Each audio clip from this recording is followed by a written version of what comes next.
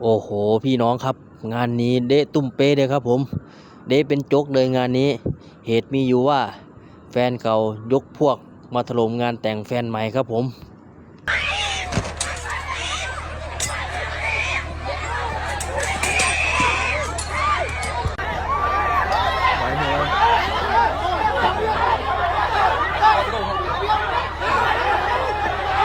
หลายเที่ยวเนี่ย